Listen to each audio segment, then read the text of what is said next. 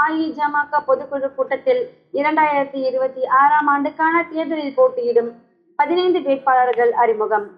ராணிப்பேட்டை மாவட்டம் அரக்கோணம் வெண்டர்பேட்டை தலைமை இடமாக கொண்டு அகில இந்திய ஜனநாயக மக்கள் கட்சி செயல்பட்டு வருகிறது.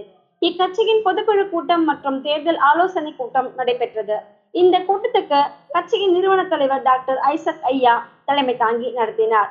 டேவிட் குட்டி, தேவசித்தம், மோசஸ் உள்ளிட்ட மாநில நிர்வாகிகள் முன்னிலை வகித்தனர். கூட்டத்தில் பல்வேறு ஆலோசனைகள் முன்வைத்து பேசப்பட்டன. மேலும் சோளிங்கு, திருத்தணி, அரக்கோணம், ஈரோடு, ராயபுரம், திருவள்ளூர் உள்ளிட்ட 15 தொகுதிகளில் போட்டியிடும் வேட்பாளர்கள் அறிமுகம் செய்யப்பட்டனர்.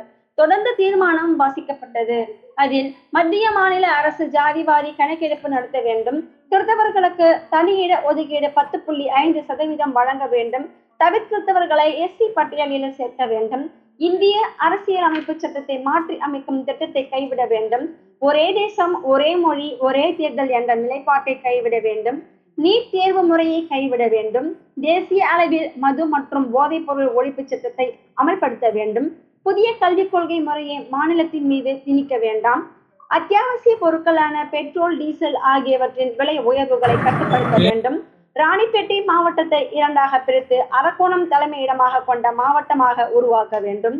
இதில் திருத்தணி நகர ஒன்றியம், திருவேலங்காடு நகர ஒன்றியம், நெம்மேலி நகர ஒன்றியம் இடம்பெற வேண்டும். வருகிற சட்டமன்ற தேர்தலில் 234 தொகுதிகளில் அகில இந்திய ஜனநாயக கட்சி போட்டியிடும். இவ்வாறு தீர்மானங்கள் நிறைவேற்றப்பட்டன. ராணிப்பேட்டை மாவட்ட செயலாளர் ஸ்ரீதர் நன்றி கூறினார். நிலவன் டிவி செய்திகளுக்காக அரக்கோணம் செய்தியாளர் ரவி. கட்சியில தலைவர்கள் எல்லாம் சென்னையில் உட்காந்துக்கிறாங்க. இல்ல துப்பாக்கிகளுக்கு